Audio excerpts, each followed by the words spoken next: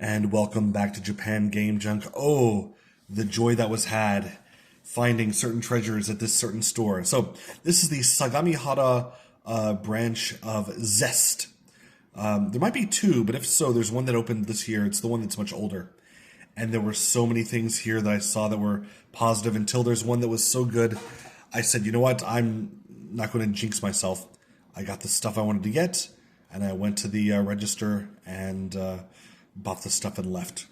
First thing to note is that there is a Danganronpa vending machine outside.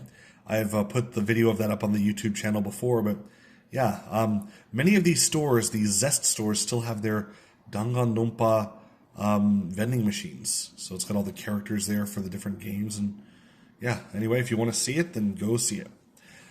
So here was probably what is now the cheapest PlayStation 5 that can play discs that I have seen in for sale. So it is the original PlayStation 5, the one that's, the cheapest type, of course. But only, including tax, 46,980 yen. The machine itself has some scratches on it. The controller right stick, rubber covering was missing. The HDMI cable is not the original one; it's a different one. And the box itself has lots of damage. So it even has the box, but it's damaged. All these things make it much cheaper than you might expect for a PlayStation 5 these days. Next thing that was found at the store. They had 4 boxed Saturn twin sticks that you used to play Virtual on. These used to be around for like 100 yen, and even now you can find them very cheaply. And only here they're expensive. I don't get it. I guess here they're not worried about trying to get rid of the stock. But usually they're so big, they try to get rid of these things in stores. Then there was the junk section. And the junk section had wonderful things. I was tempted to buy one of these. A PC Engine Duo R. So the second generation Duo. For 9,000 yen only, including a controller. And the original Duo, PC Engine Duo, for 8,000 yen.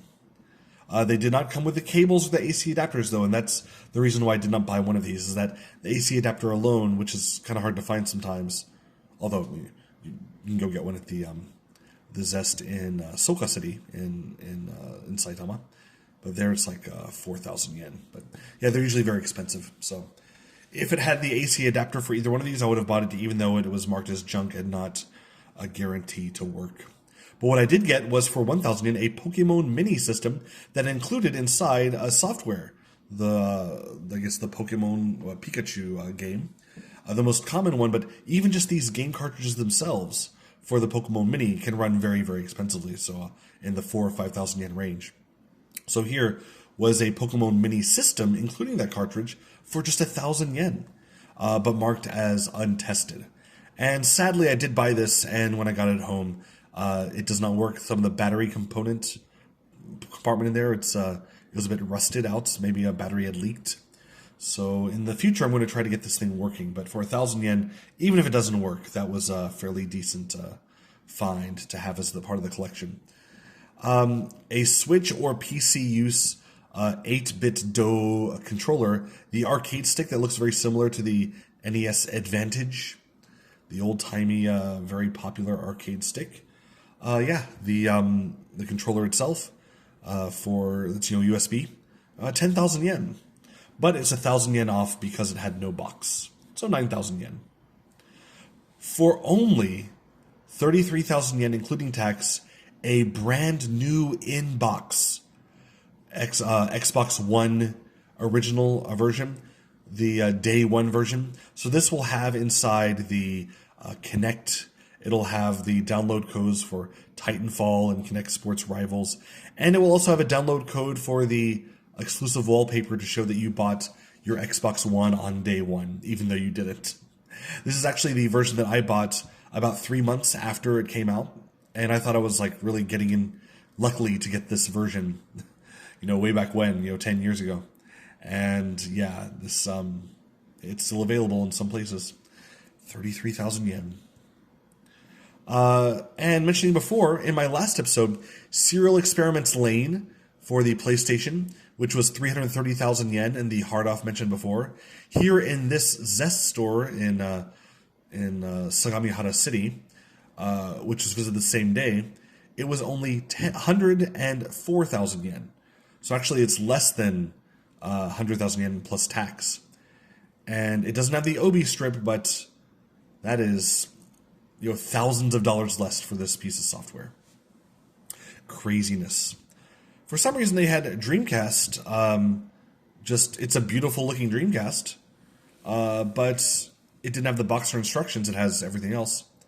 For 15,000 yen, that's kind of crazy. And let's see. Then we get to the item that I found that basically caused me to stop looking for any other items. And this was for the Virtual Boy. It was Innsmouth. I think it's Innsmouth. Innsmouth no Kanso, the Hall of Innsmouth, whatever. But it is a rare Virtual Boy game that is usually tens of thousands of yen to find it loose. Here it was loose, although with the little cap on the cartridge. Original price 17,600 yen, but marked down because they're trying to get rid of some older stuff to only 4,000 yen. I got this and I quickly bought it and that Pokemon Mini, and I left and I was like, wow, I got so much stuff so cheaply. Not knowing at the time Pokemon Mini would be not working, but yeah, I was so happy to find this. I'd only seen it once before for sale in a store, and it was, including the box, by the way, 10,000 yen. And I thought, that's a lot of money for a Virtual Boy game, but I'll go look it up.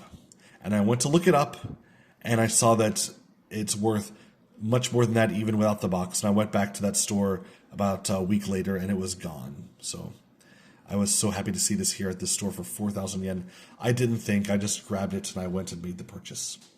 But this store is a lot of fun. If you're into older games and stuff, Zest, which is now, I believe, has a partnership with Sudagaya for various things. But yeah, whenever you have a Zest, go in and try to take a look. It's a laugh and a half.